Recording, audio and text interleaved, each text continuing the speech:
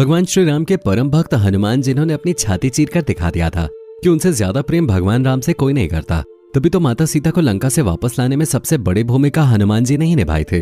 हालांकि दुष्ट रावण के चंगुल से माता सीता को छुड़ाने के बाद भगवान राम 14 साल का वनवास काट वापस अयोध्या आ गए, लेकिन सबसे बड़ा सवाल यही खड़ा होता है कि भगवान राम के मुश्किल वक्त में उनका साथ निभाने वाले परम भक्त हनुमान आखिर कहाँ चले गए, किस तरह उन्होंने अपनी आगे की जिंदगी बिताई, और क्या ये बात सच है कि हनुमान जी आज भी जिंदा हैं? आज के इस वीडियो में इन सभी सवालों के जवाब जानने की कोशिश करेंगे। बस वीडियो को एक भी पल के लिए स्किप मत कीजिएगा। ये बात तो जग जाहिर है कि भगवान श्री राम के नाम के साथ ही उनके परम भक्त हनुमान का नाम जुड़ा हुआ है। इन दोनों को अलग अलग याद किया ही नहीं जा सकता है। जब कभी भी भगवान राम का जिक्र होता है, हनुमान जी का स्मरण हमेशा होता है, और हनुमान जी तो खुद ये कहते हैं कि राम के बिना वो अधूरे हैं। ऐसे में प्रभु और भक्त की ये जोड़ी संसार में और कहीं भी देखने को नहीं मिलती है।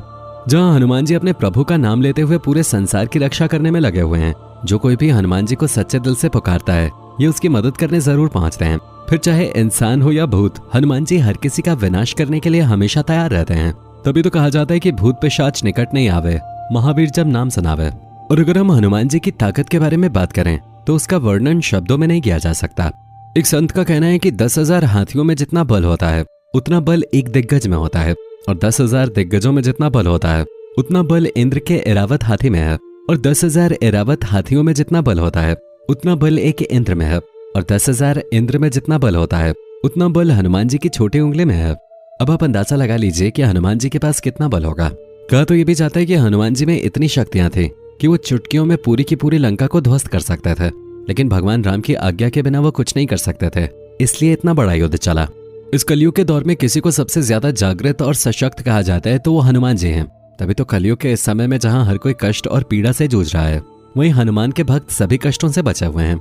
बहुत से लोग बाबा और तांत्रिकों के चक्कर में भटकते रहते हैं, क्योंकि उन्हें ये मालूम ही नहीं है कि हनुमान की भक्ति में कितनी शक्ति है। ऐसे भटके हुए लोगों की वजह से ही कलयुग घोर कलयुग में बदलता जा रहा है।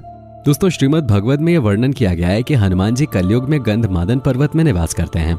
सनातन परंपरा से संबंधित शास्त्रों में वर्णन आता है कि दुनिया में 7 ऐसे चिरंजीवी हैं जो आज भी मौजूद हैं, जिनमें अश्वत्थामा, बलि, भगवान परशुराम, विभीषण, महर्षि व्यास, कृपाचार्य और संकटमोचन कहलाने वाले महावीर हनुमान जी शामिल हैं। ये 7 लोग ऐसे हैं जिन्हें अमरता का वरदान मिला हुआ है। हनुमान जी को यह वरदान श्री राम और माता सीता द्वारा प्राप्त हुआ है। हनुमान जी एक ऐसे देवता हैं जो हर युग में मौजूद रहे हैं। वहीं कलयुग में तो इनकी साधना सबसे ज्यादा कल्याणकारी मानी गई है। लेकिन सबसे बड़ा सवाल ये आता है कि लंका के युद्ध के बाद हनुमान जी कहाँ गायब हो गए। देखा जाए तो रामायण के बाद महाभारत में एक नहीं बल्कि 2 बार हनुमान जी की उपस्थिति दर्शाई गई है। पहली बार जब भीम जंगल में थे तब रास्ते में उन्हें एक बुजुर्ग वानर मिला। भीम ने उसे अपने रास्ते से हटने को कहा, लेकिन उस वानर ने कहा कि तुम हटा दो, मुझ में इतनी शक्ति नहीं रही। तब भीम ने अपनी पूरी शक्ति लगा दी, लेकिन वानर को हिला भी नहीं सके। तभी भीम समझ गए कि ये कोई साधारण वानर नहीं है। भीम ने वानर को नमन किया और असली रूप में आने के लिए कहा। तब जाकर हनुमान जी ने भीम को अपना असली रूप दिखाया। इतना ही नहीं, कहा जाता है कि पूरे महाभारत के युद्ध के दौरान हनुमान जी अर्जुन का ध्वज बन के उनकी रक्षा करते रहे, और जब अंत में सब कुछ खत्म हो गया तो हनुमान जी अपने असली रूप में आए और वहां से चले गए। उसके बाद कुछ ही समय में अर्जुन का रथ राख बन गया।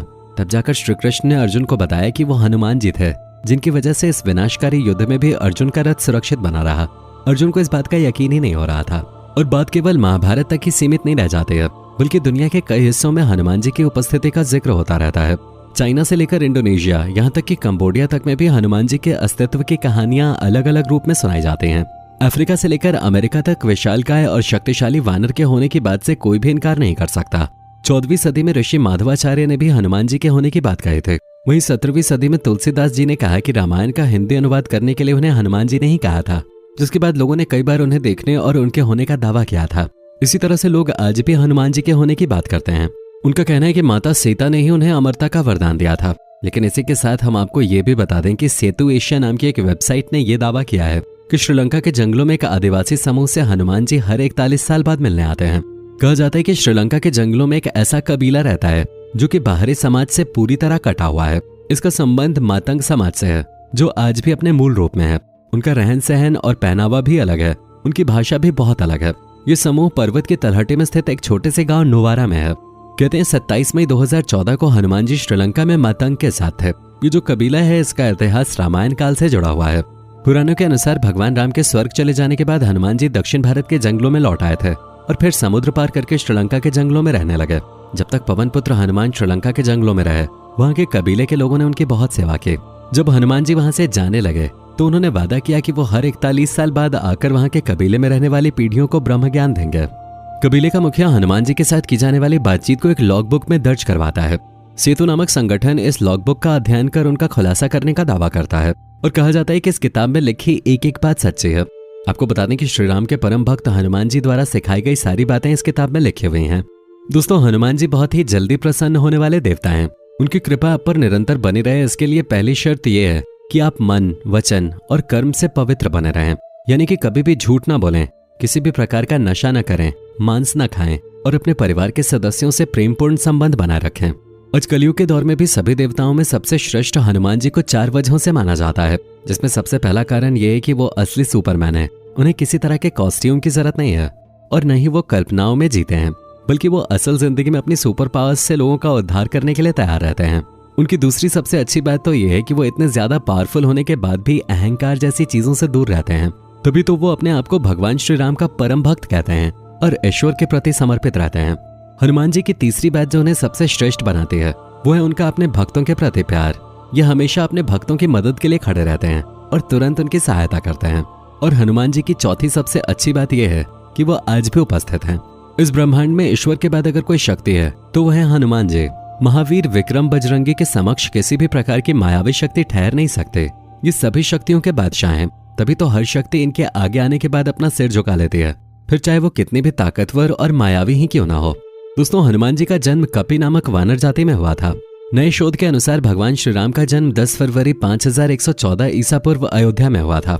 श्री राम के पूर्व ही हनुमान जी का जन्म हो गया था और फरवरी 2015 से लगभग 7129 वर्ष पूर्व हनुमान जी का जन्म हुआ था। शोधकर्ताओं का कहना है कि आज से 9 लाख पूर्व एक ऐसे विलक्षण वानर जाति भारतवर्ष में विद्यमान थी जो आज से 15 से 20 हजार वर्ष पूर्व ही विलुप्त होने लगे थे और आज तो पूरी तरह से विलुप्त हो चुके हैं और इसी जाति का नाम कपि था। अगर आप इस वीडियो में अभी तक बने हुए हैं तो आपको ये बात अच्छे से पता चल गई होगी कि हनुमान जी का अंत न हुआ और न हो सकता है। इस धरती के अंत तक वो यहीं पे रहेंगे और धरती के अंत के बाद भी हनुमान जी का अंत नहीं होगा, क्योंकि चाहे कितनी ही बड़ी आपदा क्यों ना आ जाए, हनुमान जी को नष्ट करने के लिए कोई भी चीज इस दुनिया में नहीं बनी है। इसीलिए उन्हें महाबलशाली पवन पुत्र हनुमान कहा जाता है। अगर आप भी हनुमान जी के भक्त हैं तो कमेंट में बजरंगबली की जय लिखना मत भूलें। और आपका इस वीडियो के बारे में क्या विचार है कमेंट में जरूर बताएं और इसी तरह के वीडियोस को लगातार देखते रहने के लिए चैनल को सब्सक्राइब करना ना भूलें। धन्यवाद।